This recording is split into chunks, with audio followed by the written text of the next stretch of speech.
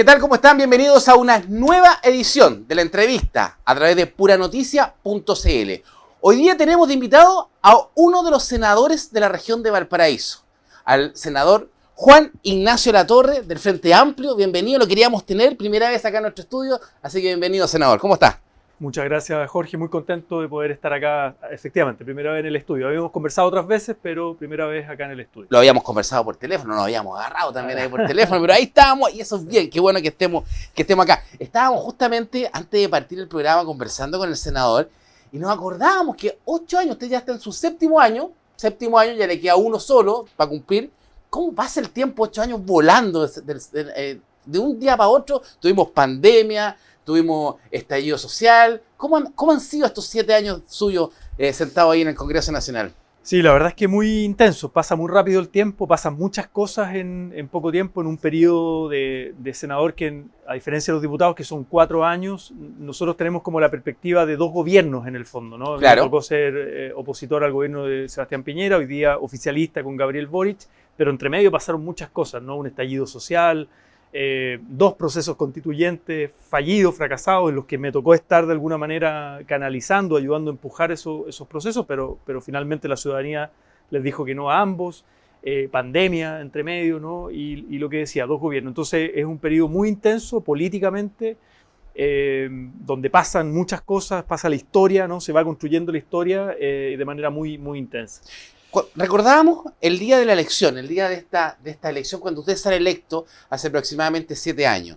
Había una gran pugna, ¿cierto?, en el sector de la centro derecha, donde estaba Francisco Chaguán, Andrea Molina, iba Lili Pérez por fuera, ¿se acuerda? Iba todo. También en la misma izquierda. Pero el nombre de Juan Carlos Latorre... Ignacio. De Juan Ignacio, me equivoqué, que me iba a equivocar igual. Juan Ignacio no estaba dentro de la estructura, porque pero estaba el poderío del Frente Amplio en la región de Valparaíso. Y en Valparaíso... ¿Es realmente la cuna del Frente Amplio? ¿Es la cuna de ese movimiento? A ver, efectivamente el 2017, recordemos, nosotros levantamos a Beatriz Sánchez, a candidata presidencial, hicimos primarias y luego en primera vuelta ella no pasó a segunda vuelta por 2 puntos. Recordemos que la nueva mayoría también se dividió, la DC compitió en lista aparte, estaba Ignacio Walker, Cornejo y no me acuerdo quién más, pero ellos levantaron una lista aparte y no apoyaron la candidatura de Alejandro Guillet, que sí fue apoyado por el resto de los partidos, pero Beatriz Sánchez, que era una candidata que en poco tiempo la levantamos, competimos de igual a igual y por 2 puntos no pasamos segunda vuelta. Entonces ya había un antecedente de que estaba emergiendo una nueva fuerza alternativa, por decirlo así, a los partidos tradicionales. Y en Valparaíso... Esa fuerza venía entre Revolución Democrática y venía con Convergencia Social, estaban los dos. Todavía no existía Convergencia Social, estaba Revolución Democrática, nosotros éramos partido, estaba Giorgio Jackson, Gabriel Boric, diputado, pero del movimiento autonomista, era un antecedente, un movimiento anterior a Convergencia Social, y estaba el antecedente de Jorge Sharp, que había ganado el 2016 en la alcaldía de Valparaíso, claro. ¿No? Todavía no existía el Frente Amplio, pero venía de estos movimientos. Entonces, yo creo que lo que estaba ocurriendo en ese momento en Chile, con el gobierno de la nueva mayoría, la expresidenta Bachelet, con el quiebre de la democracia cristiana, es que estaba emergiendo una nueva fuerza que estaba recién tomando forma. Nosotros como Revolución Democrática, un partido nuevo, joven, pero que ya estábamos constituidos como partido legal y por eso fuimos el paraguas de Beatriz Sánchez. Y a mí me pidieron, en el fondo, que viniera a representar al partido en una lista de 4 candidaturas del Frente Amplio y me tocó ganar dentro de la lista. Y dentro de la región salí cuarto, o sea, de los 5 cupos salí cuarto, siendo una persona nueva, desconocida, pero que le gané en votación a Ignacio Walker, que le gané en votación a varios que en el fondo llevaban harto tiempo en la política. Cuando sale electo, Juan Ignacio, cuando usted llega... ve la fuerza también, por ejemplo, como lo tuvo la lista del pueblo, o como también la ha pasado a republicano, porque muchas figuras de republicanos salen electas no porque sea la persona, sino que porque iba el primero en la lista, ¿cierto? En el caso de la lista del pueblo, ¿se acuerda que muchas personas salieron electas? ¿Le pasó a usted lo mismo, el mismo efecto? Puede ser. Ahora, yo iba segundo en la lista. Yo creo que la marca en ese momento, Revolución Democrática, este Frente Amplio naciente, sí podía tener una parte de adhesión ciudadana, ¿no? Más allá de las personas, como al proyecto que se estaba formando y la necesidad de una nueva alternativa en nuestro país. Pero nosotros teníamos claro que estamos disputando para entrar, no era testimonial, queríamos entrar, sabíamos que en la región de Valparaíso se podía conseguir un cupo en el Senado y eso implicaba 8 años. E implicaba 8 años también de construir fuerza política en la región. Después vino Viña del Mar, las diputaciones, los consejeros regionales, los concejales, o sea, fuimos armando un proyecto que no era para el momento, sino que es un proyecto a largo plazo. Otra de las cosas que me llama la atención cuando uno revisa el currículum del senador es que usted no tiene ninguna relación con la quinta región, hasta ese minuto. Usted estudió en Santiago, vivió en Santiago, después se especializó en Europa, pero en la quinta región nunca había estado antes de ser senador. Yo personalmente no, pero sí mi familia de origen y fue algo que planteé en la campaña. Mi padre había sido de acá, de la Católica Valparaíso y parte del gobierno de la Unidad Popular de Salvador Allende en todo el periodo y antes con Frei Montalva, incluso en la Corfo, director de la Corfo. Mi madre estudió en el Liceo de Niña, mis abuelos de Viña del Mar, otros de Quilpué, por lado paterno y materno. O sea, tengo antecedentes familiares acá que por motivos de lo que fue el golpe, la dictadura, mis padres tuvieron que salir. Yo nací después en Santiago y me tocó criarme en Santiago, pero siempre con orígenes familiares. Pero toda su vida la relación en Santiago. O sea, políticamente la política y la opción de la marca Revolución Democrática lo instala en Viña del Mar. ¿Es relevante ser de la región para ser senador? Puede ser, yo creo que puede ser. Ahora sí, yo estaba viviendo en la región, estaba desempeñándome acá en la región y me instalé acá y vivo acá, etcétera, y me toca. No, en estos 8 años sí, pero cuando llega usted a ser senador por primera vez, claro, bien, antecedentes. Nunca había vivido en la región. Por ejemplo. De hecho, no tenía domicilio tampoco electoral en la región. Se inscribe, se cambia cuando se inscribe. O sea, claro, bueno, sí, claro, pero hay un domicilio familiar en el fondo, ¿no? Que estaba ahí, en el cual viví muchos años. Pero a ver, si uno mira otros datos, Ricardo Lagos tampoco era de la región de Valparaíso y él ya llevaba un periodo. Isabel Allende venía de Atacama, hija de Salvador Allende, primer senador de Valparaíso, pero venía de Atacama, ¿no? Tampoco vivía acá. Y así hay más ejemplos. O sea, en el fondo la región de Valparaíso siempre se entiende que es una región tan importante como la metropolitana de Santiago y donde el poder político entonces, está entre Santiago y Valparaíso. Concuerdo que usted no estima necesario que una persona que nos represente en el Senado sea de la región y sea oriundo de la región. Que sea oriundo, porque a ver, ¿quién es oriundo y de toda la vida? Hay gente que vino a estudiar a la región y se quedó, otros vinieron a trabajar y se quedaron, otros tienen vínculos familiares. No, pero por ejemplo, Jorge Char estudió en la región. Pero no es de acá.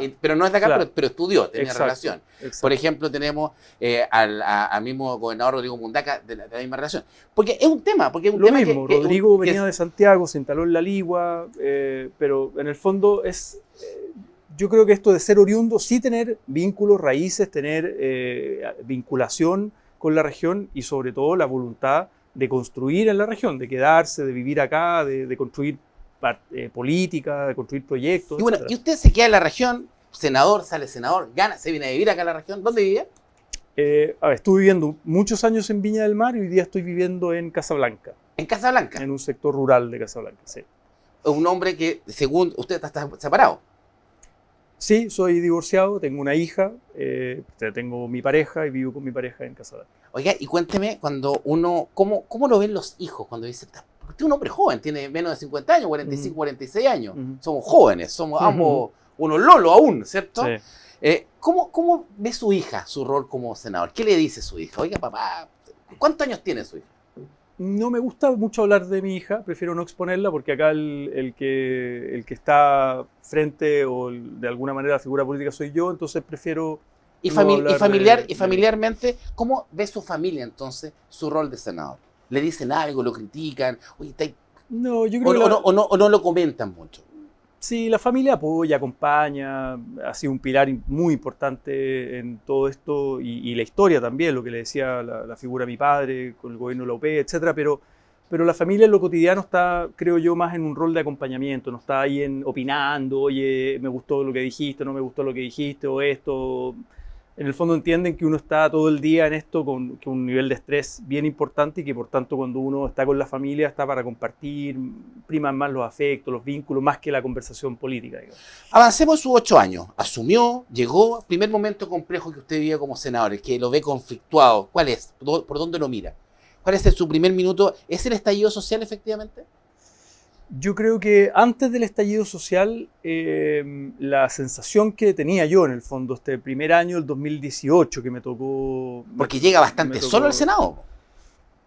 Sí, o sea, único senador del Frente Amplio, no había tampoco el Partido Comunista, estaba la bancada del PS que me recibieron muy bien, la bancada del Partido Socialista, empecé a conversar mucho con ellos y hubo un acuerdo administrativo con ellos, aprendí bastante de colegas que llevan harto tiempo ahí. Y recuerdo que antes del estallido, como el año anterior, el 2018, en el fondo estábamos en una sensación de oposición al gobierno Piñera, y con una cosa como latente, de malestar que estaba ahí latente, ¿no?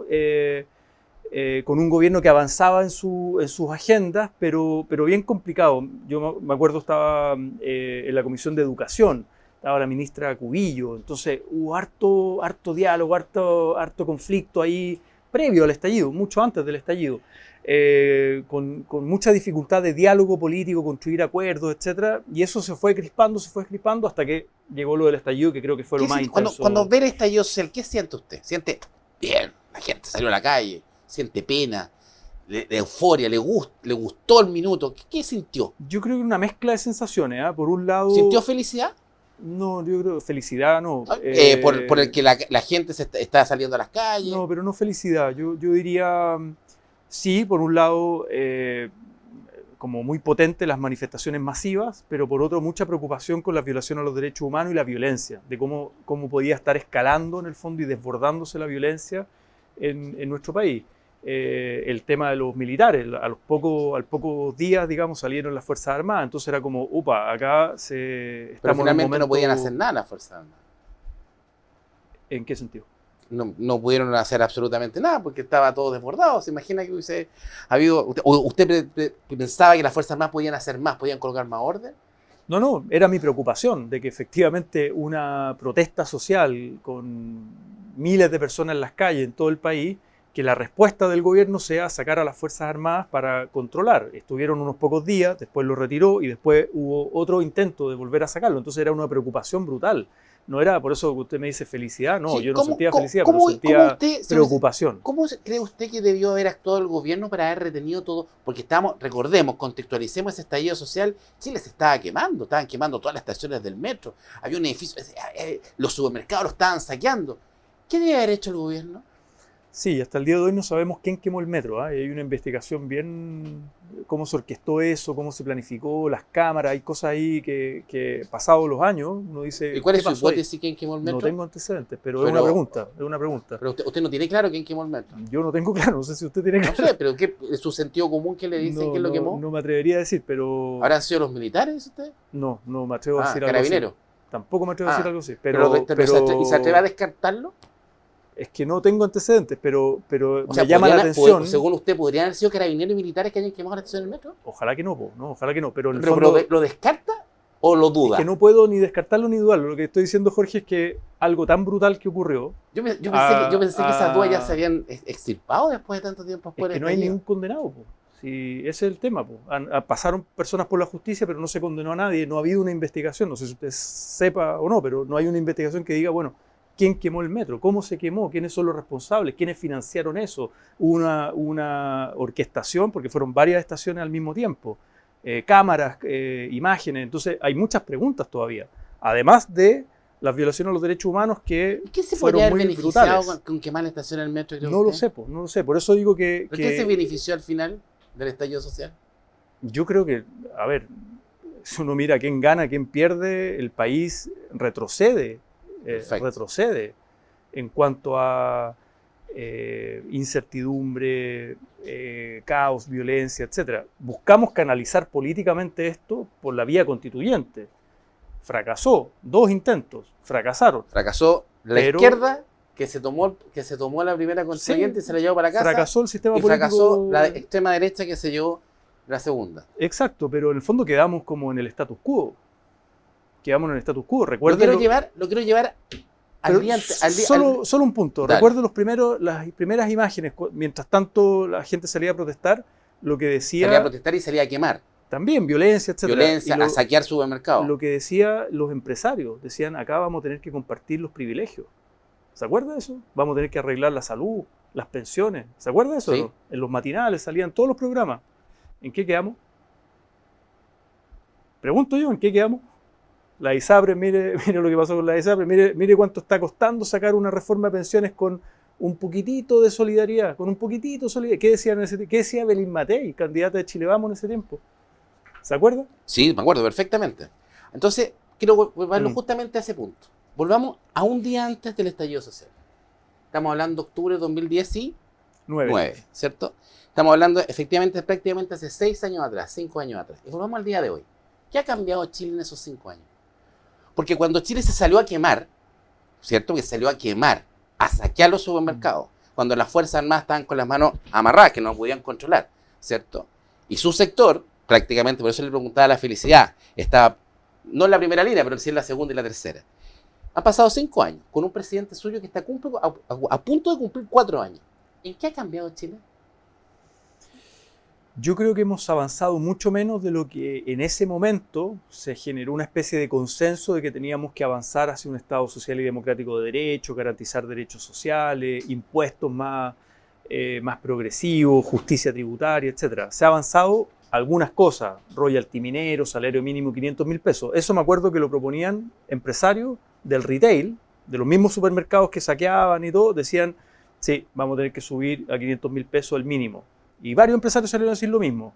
Costó, salario mínimo, se aprobó ahora en este gobierno hace poquito y recién este año estamos en 500.000 pesos. Royalty minero, ¿cuánto costó? Era una iniciativa que tratamos de empujar en ese contexto. Decían, no, la inversión minera se va a ir. ¿Se imagina si se hubiese aprobado Dominga con el Royalty nuevo, cuánto hubiese ganado Chile? ¿Cómo hubiese sido la economía ahí en el sector de la tercera, cuarta región? De la cuarta región. ¿Saben lo que decían la prensa? Cierta prensa, no todo, pero cierta prensa decía, mira, se aprueba el Royalty y los proyectos mineros se van a ir de Chile. Se aprobó el Royalty, boom de inversión minera. Pero si no han aprobado ninguno nuevo. Boom de inversión minera. Pero si no hay ninguno nuevo aprobado.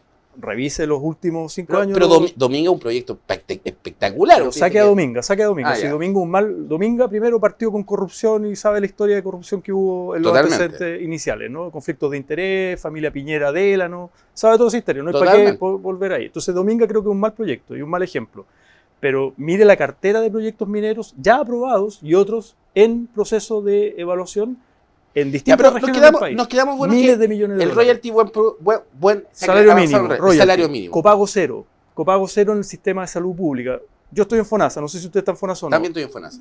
82% de la población está en FONASA. Miles y cientos de miles se han ido de ISAPRE a FONASA. Hoy día, copago cero, un ejemplo, una persona de esta región, un infarto, tuvo que ir al hospital biprovincial de Quillota, 2 semanas ahí, se había cambiado hace poco FONASA, copago cero, ni un peso. Y decía, bueno, ¿y la cuenta? ¿Cuándo me llega la cuenta? Hay gente que va al hospital Gustavo Frique, quiere sacarse una radiografía, hasta para el escáner, ¿dónde me voy?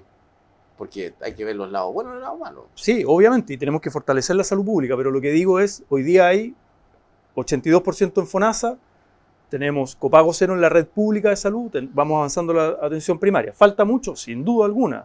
Imagínese, entre otras cosas, terminar con el lucro. Imagínese si no hubiésemos tenido estallido social. No hubiese habido estallido social. Porque la verdad que el estallido social uno lo ve prácticamente cuántos meses se perdieron. Fueron octubre, noviembre, diciembre.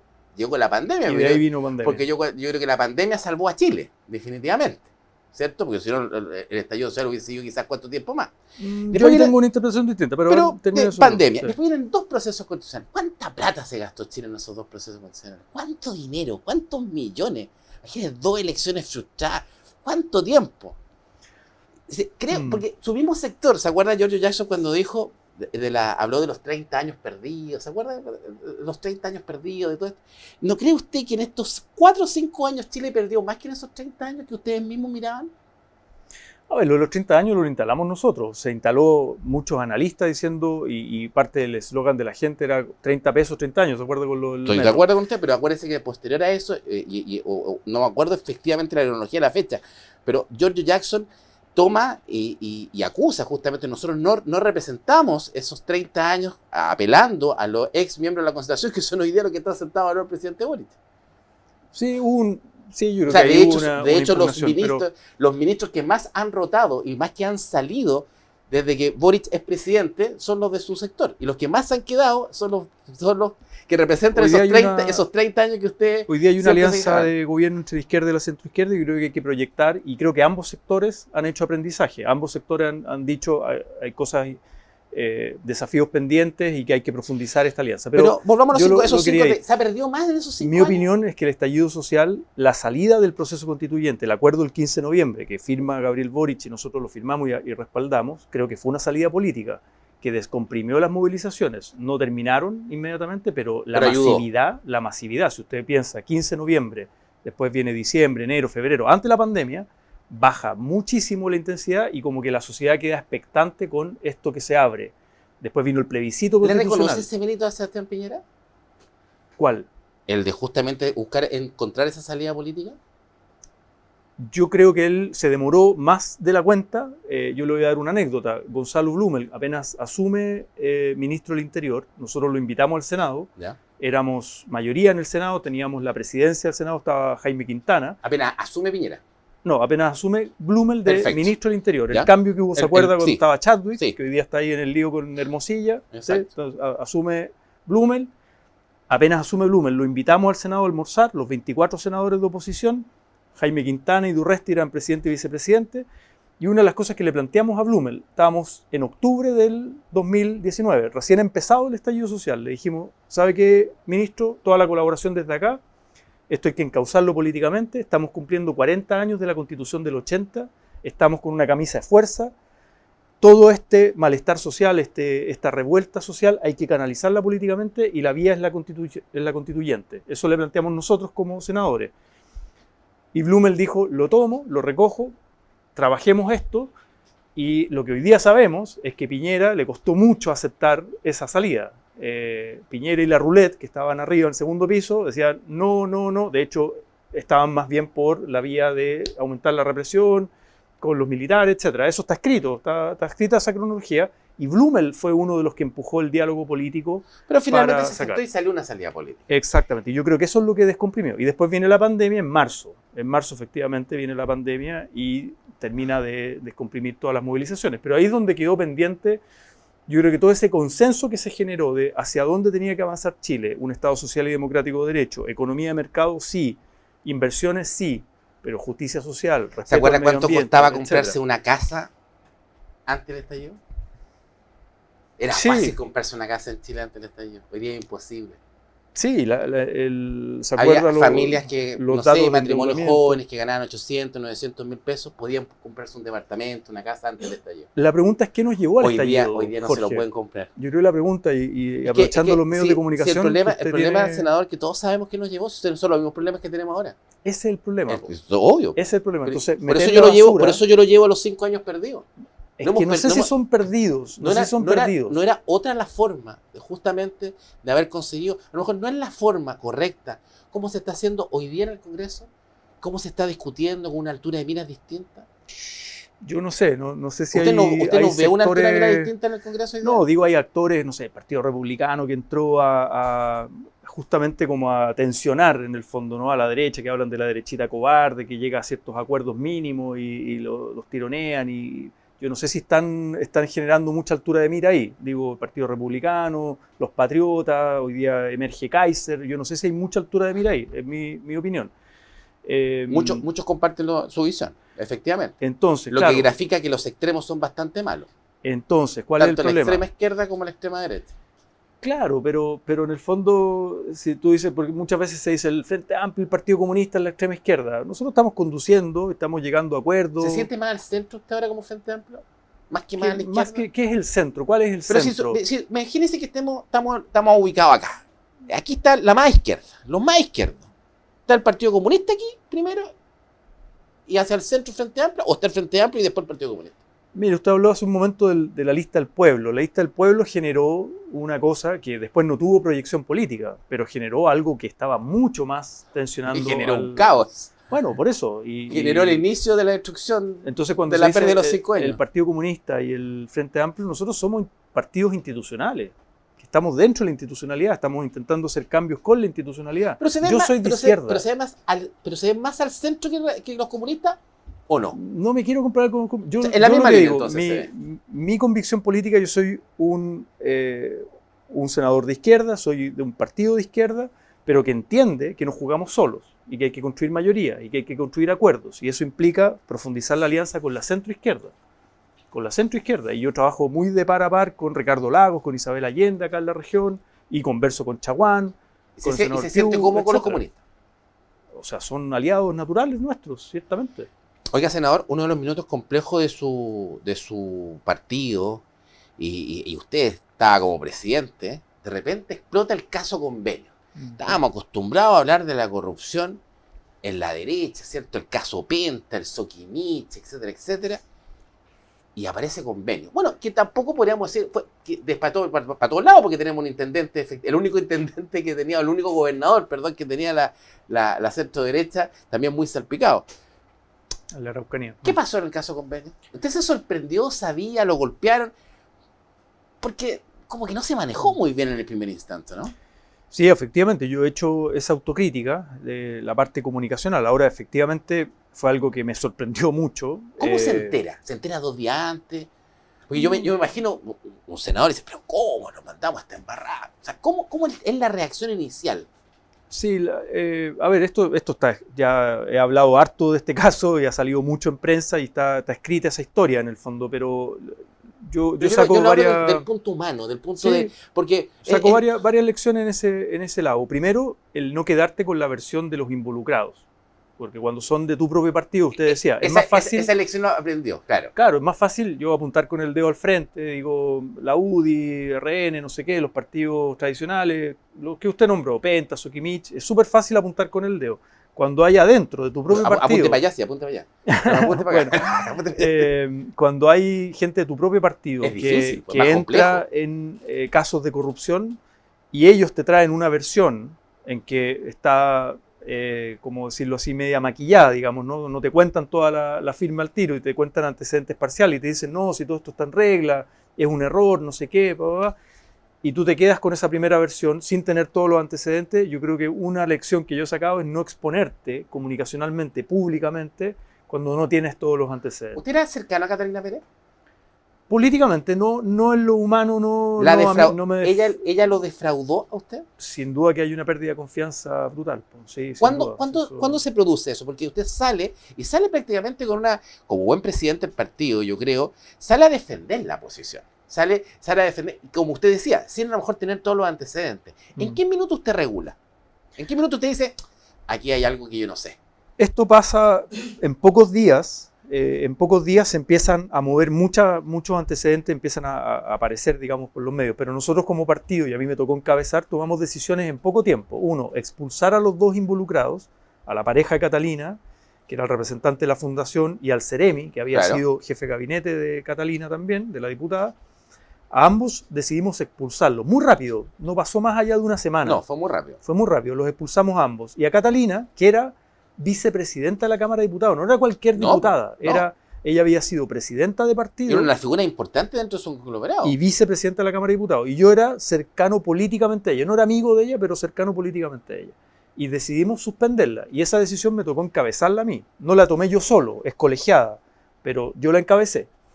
Y además decidimos otra cosa, que normalmente los partidos no hacen, que es contratar a una abogada penalista para querellarnos en el caso. Esa decisión la tomamos unos días después que nos enteramos, no por los involucrados, que al principio no contaron toda la firme, sino que por antecedentes que fueron surgiendo, periodismo de investigación, distintos antecedentes de que acá podrían haber delitos involucrados contra el Estado, fraude al fisco y otros delitos. Y ahí nosotros dijimos, acá hay que ir hasta el fondo, no basta con la suspensión o la expulsión disciplinar del partido, sino que hay que ir a tribunales. Contratamos una abogada externa al partido, con plata del partido, la contratamos y dijimos, acá hay que ir hasta el fondo y caiga quien caiga. Y esa fue una decisión que también me tocó encabezar a mí. Esto fue muy duro porque esto que te estoy diciendo no fue de un día a otro, sino que desde, yo diría, de haber pasado 2 semanas, 3 semanas entre que uno va armando todo el puzzle, ¿no? Pero una de las lecciones que yo he sacado es justamente aquella, no quedarte con la primera versión que te entregan los involucrados, no exponerte demasiado públicamente a los medios sin tener todos los antecedentes.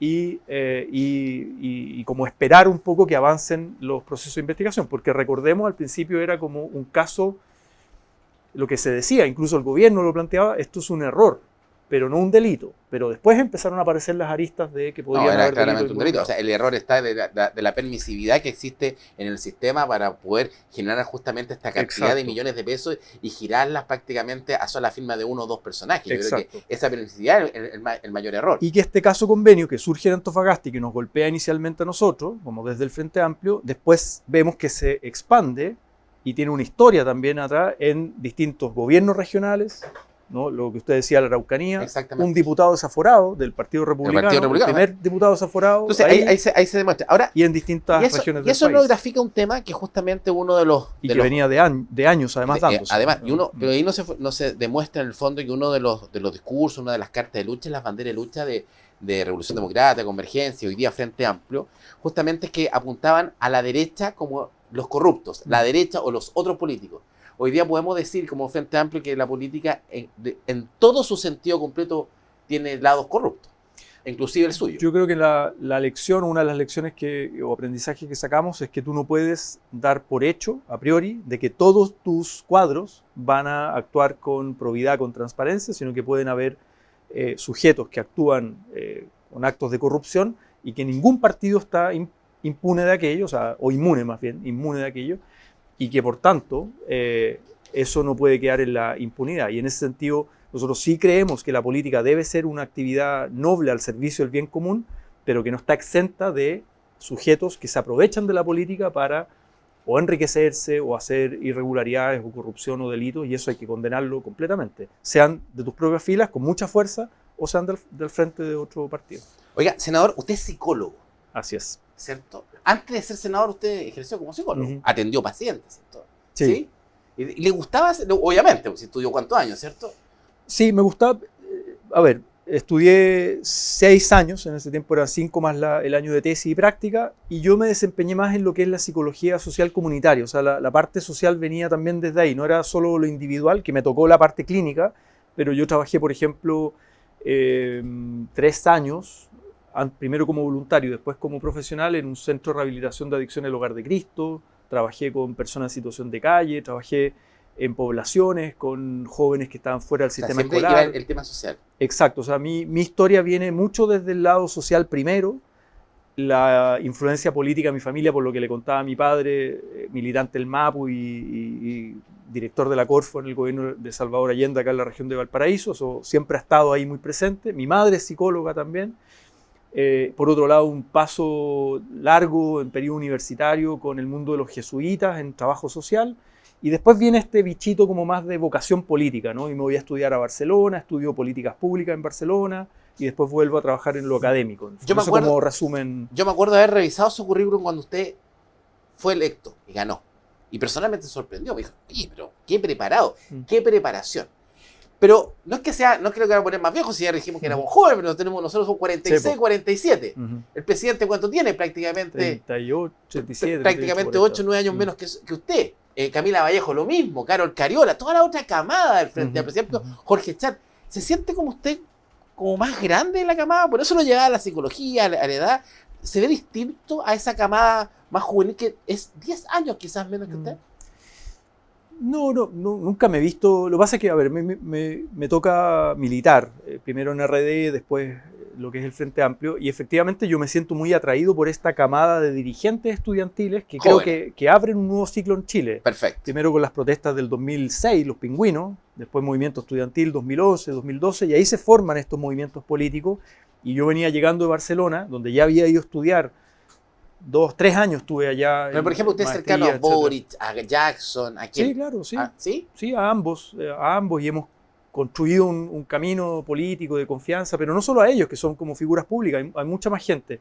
Y entra a militar gente de distintas generaciones, pero que va convergiendo en un proyecto. Octavio González, por ejemplo, ¿qué rol cumple o no tuviste mucho, no? Octavio yo competí con él. Él era primero... Octavio generacionalmente es como... es mayor, diría yo. Exacto, es mayor. O sea, él era del Partido Humanista, él era muy cercano a Pamela Giles, entonces como que ahí me distancié. Pero él se dice que es el creador y formador prácticamente del Frente Amplio.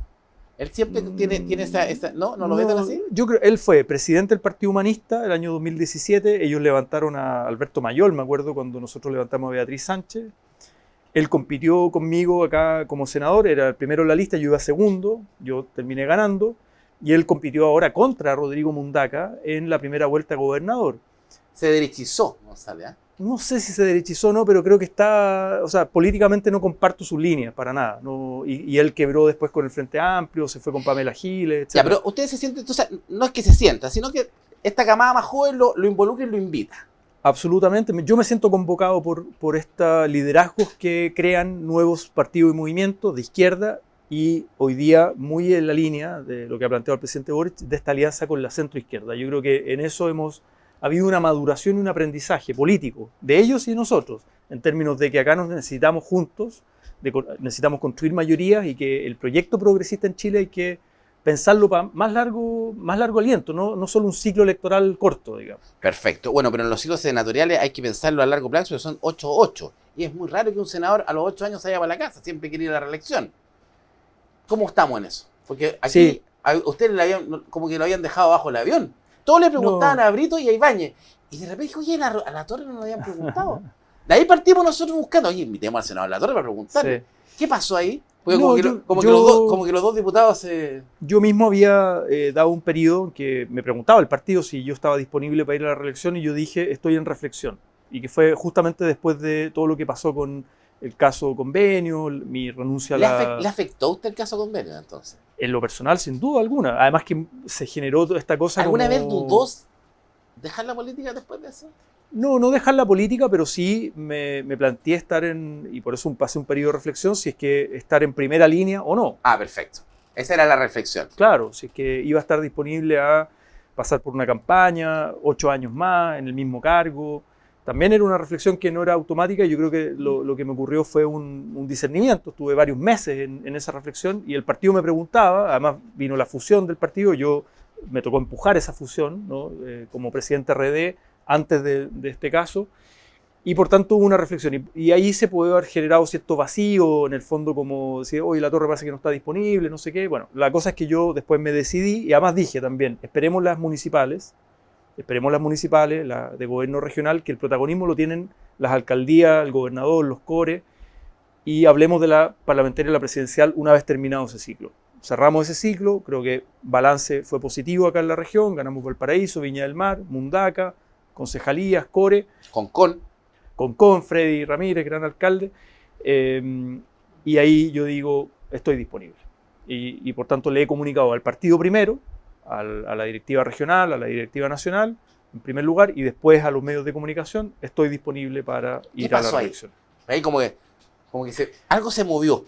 No, varias cosas, uno va haciendo balance, 7 años de trayectoria, Usted 7 años... del partido le dice, ya, ¿sabes qué? Senador, ya, el que mantiene tú vas, tenés que elegir a uno para tu dupla. ¿A quién elegí? ¿A Ibáñez o a Brito? No, primero el partido no funciona así. No funciona así. Uno se imagina afuera que funciona, no, para nada. No, el partido no funciona así, el partido porque lo hemos visto con Brito comiéndose completo. Sí, y con Ibáñez también voy a No lo hemos visto mucho con Ibáñez, fíjese. ¿No? Sí, o sea, me junto con Brito, me junto con Ibáñez, me junto con Camila Rojas, me junto con las alcaldías, o sea... No, pero Camila no tiene que ir al Senado. No, está bien, pero en el fondo se arma... uno anda con un serrucho y el otro con una sierra. Uno es Ibáñez y el otro es Brito, están así. Mira, acá lo importante, y yo me la creo, los proyectos políticos son colectivos, no son de personalismos, de individualismos. Creo que las personas tenemos que estar al servicio de un proyecto colectivo y la orgánica define. Acá el cupo no es mío o de Brito o de Ibáñez, no somos dueños de los cupos. Acá es el partido el que dice ya, yo decido a quién llevo, decido un diseño, decido una alianza. ¿Y qué es lo que me motivó a mí? Yo dije, a ver, tengo 7 años de experiencia como senador, he pasado por varias presidencias de comisiones, trabajo legislativo, todo lo que hablamos del estallido, etc. Sus padres dicen que usted es muy Mateo.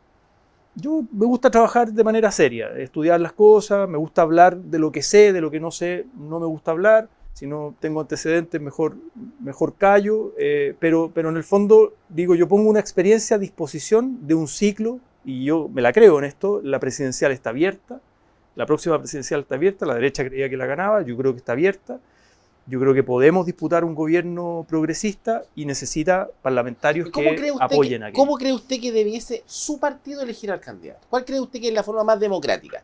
¿Es democrático decir el que tiene mantiene o no? Absolutamente es un criterio, ese es un criterio. Yo creo que acá lo importante es construir un diseño donde el Frente Amplio maximice sus posibilidades y el progresismo maximice sus posibilidades. Y eso implica que, por ejemplo, yo lo he planteado en alguna otra entrevista, acá en la región de Valparaíso somos fuertes como Frente Amplio. Por tanto, creo que en una alianza de varios partidos construyendo una lista parlamentaria, el Frente Amplio puede decir, ¿sabe qué? Acá yo tengo 2 diputados en el 7, 2 en el 6, quiero 3 cupos en el 7, 3 cupos en el 6, tengo un senador en ejercicio que va a la reelección, quiero 2 cupos en el Senado, por ejemplo, ¿no? Y plantear un escenario donde Sí, yo creo que el mejor escenario su partido va a llevar 2. Por ejemplo. El tema es quién se queda abajo. Bueno, pero es que...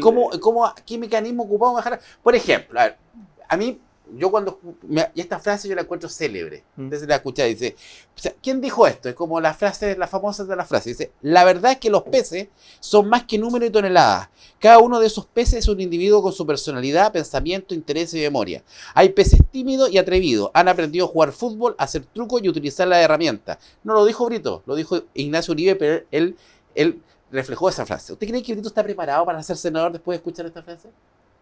¿Y con la experiencia que usted lleva 8 años en el Senado? Yo tengo la mejor opinión del diputado Brito y del diputado Ibáñez. No, yo no le pregunto eso, le pregunto si después de esta frase que todo el mundo la escuchó, ¿usted cree que él tiene la capacidad para ser senador? Es que yo no voy a condenar a un diputado por una frase, por una cuña, una mala cuña. Si fuera por eso, yo creo que todos... ¿No encontramos una mala cuña? Presidentes incluidos... ¿Pero la encontramos una mala cuña?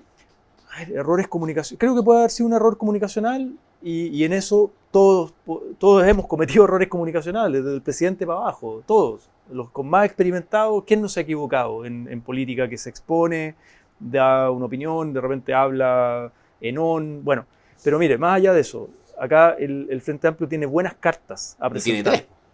Al Senado, pero diputado también, está la Nati Campuzano, está la Valeria Cárcamo, está Jaime Baza que quiere ir, está la misma Camila Roja, la Fran Bello, es decir, tenemos cuadros, es un buen problema político, dejémoselo a la orgánica. Nosotros somos un partido que además recién nos fusionamos, tenemos una directiva nacional, regional, tenemos un comité central. Supongamos que esa orgánica decide, y lo mejor, no sé con qué orgánica, no creo que sean encuestas, no me imagino al Frente Amplio eligiendo por encuesta. Puede ser un criterio, pero que hay no sean como la encuesta de la derecha, porque ni las ven. Claro, los candidatos necesitamos encuestar y nunca se las muestran. Yo creo que lo importante es construir un buen diseño y para eso hay tiempo. Y si ese buen diseño decide, ¿sabe qué? Pucha, mira, decidimos que en el fondo, Juan Ignacio, tú debías jugar en otro lado de la cancha. Y creo que deberías reforzar la lista de diputados. ¿Bajaría de ser senador o cambiaría su rol por ser conglomerado para ir a la Cámara de Diputados? No lo he pensado. Yo ya dije que estoy disponible para ir a la reelección en el Senado. ¿Solamente para eso está disponible? El espacio que conozco del Senado. Y esa es una conversación, si es que se plantea, porque es muy hipotética. Tendría que plantear, bueno, cuál es la conclusión para llegar a eso. Entonces, yo lo que he dicho, el partido me preguntó, ¿estás disponible para ir? Yo estuve en reflexión y dije, sí, estoy disponible para ir a la reelección. Carta abierta. Oiga, Juan Ignacio, entramos con la presidencial para dejarlo en libertad, que ya estamos terminando. ¿Cómo ve que vamos a elegir el presidente? Ve que me estoy subiendo a su sector. ¿Cómo vamos a elegir al presidente de nuestro sector? ¿Cómo vamos a elegir? Porque la derecha parece ya no va a ser primaria. Ya todos los partidos detrás de Matei, así que se están alineando. Pero acá, ¿detrás de quién se colocan? Porque Bachelet no quiere.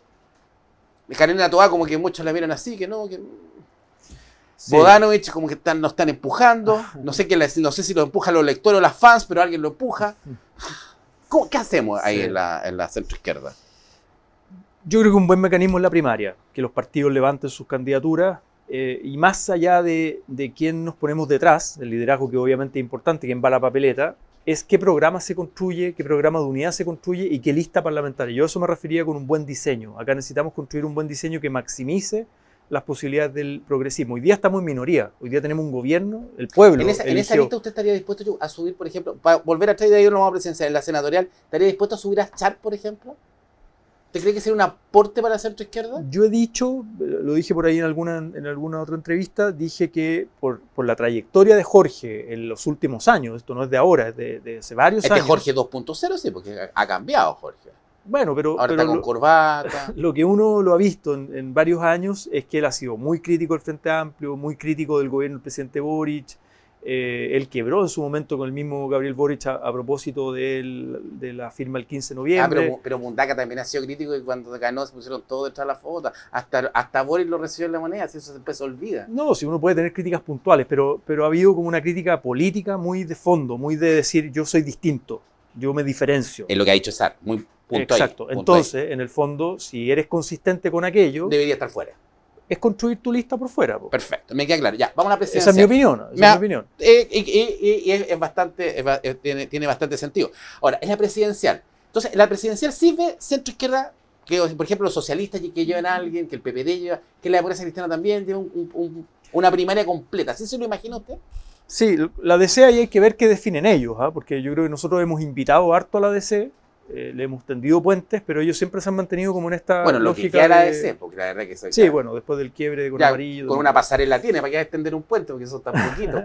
No, pero creo que no hay que despreciar a nadie. Ellos tienen 3 senadores, tienen una bancada de diputados, etcétera. El vicepresidente de la Cámara es de la DC. Bueno, pero más allá de eso, me parece que la DC tiene que también tomar sus decisiones, porque Perfecto. ellos a veces tienen mucho esta lógica como anticomunista, anti-PC. Para nosotros el PC es un aliado importante que tiene que estar. Ellos fueron gobierno con Bachelet. Exacto. Bachelet 2 fueron gobierno. El último gobierno de la Constitución. De la nueva mayoría en ese momento, ¿no? Nueva mayoría. Y entonces ahora, ¿por qué no? Entonces, bueno, ahí ellos tienen que tomar su decisión. Pero yo sí veo que el progresismo tiene que levantar sus cartas, tiene que construir un programa. Nosotros el 2021 competimos en primera vuelta. Competimos en presidencial, en parlamentarias, programas distintos y recién nos encontramos en segunda vuelta, un poco a la rápida, contra Kast.